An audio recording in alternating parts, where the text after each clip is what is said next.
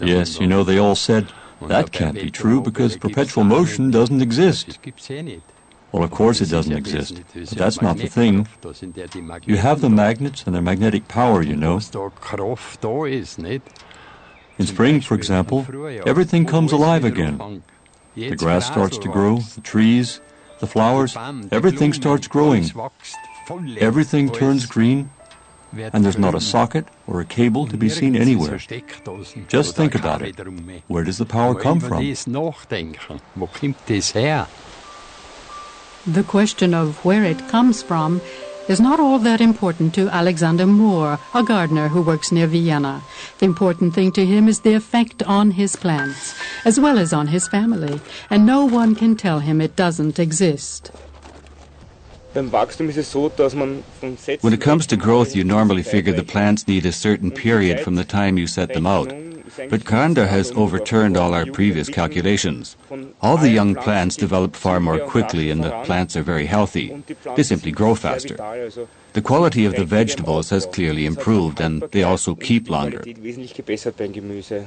Plants are 90% water, and so with water that's more healthy and vital, the plants grow better. The vegetables become more tender. And that's not all. Our whole family has been using and drinking Grander water, and since then we've all become a lot healthier. And it's the same for us as for our plants. It makes us healthy and energetic.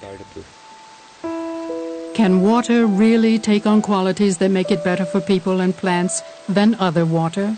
Although science simply defines a water molecule with the formula H2O, this is a question that Grander pursued at an early stage. And then the service station became available and there were 5 people interested, so we thought, we might as well apply for it, we won't get it anyway. But then we got it. Grander realized he had a special talent. He could fire people with enthusiasm. So without much more ado, he became a politician. In the 1970s, he headed the local Socialist Party. The group expanded from 20 members to more than 100, and even the local priest joined. That was an unbelievable event in Tirol at the time. The unofficial party headquarters was Grander's service station. People wanted to work together to change the world and thought that politics was the way to do it. For the director of the Museum of Local History, Georg Jürschel, it was an unforgettable time.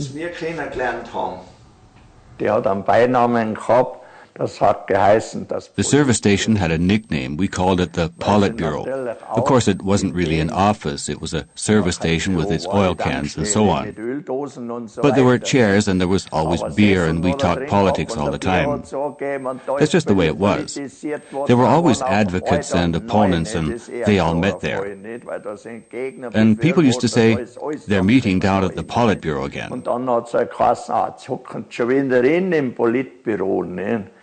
And it was a great opportunity for him to recruit people for the party. Some of the ones he recruited left their party ideas in his drawer at the service station because they didn't have the nerve to take it home with them, because their wives would have been upset.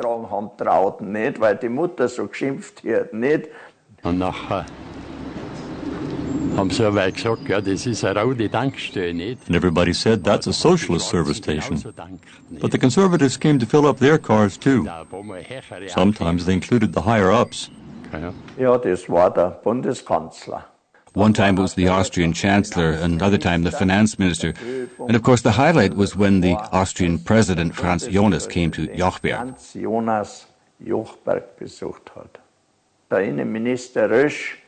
Interior Minister Otto Rösch was there and Hans Grander told him, you know, our policemen are driving around in a little Puch 500 and it uses more oil than it does fuel. Can you do something about it?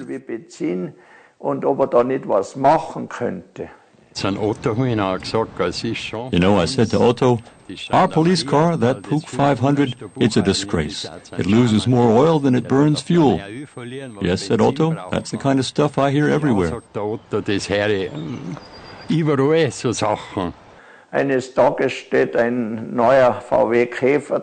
one day there was a new VW Beetle parked in front of the Jochberg police station, and the police in Innsbruck just about dropped dead with surprise because nobody in Innsbruck knew anything about it, that Jochberg was getting a brand new police car. And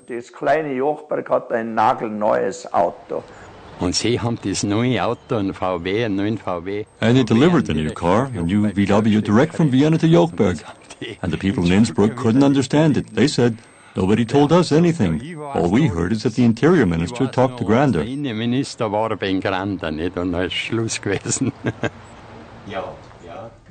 After 9 years, Grander was tired of the service station and politics. He knew that neither one of them held any future for him. But it was a period in which he matured and created the basis for another life. The 9 years at the station was an apprenticeship. For Johann Grander, all of life is an apprenticeship. Grander recognized that he still had a lot to learn in life. And then they introduced the value-added tax, and I'd had enough. I gave it up because you're nothing but a slave to the international oil companies. That's all you are when you lease a service station. And that's when it all started, after the service station.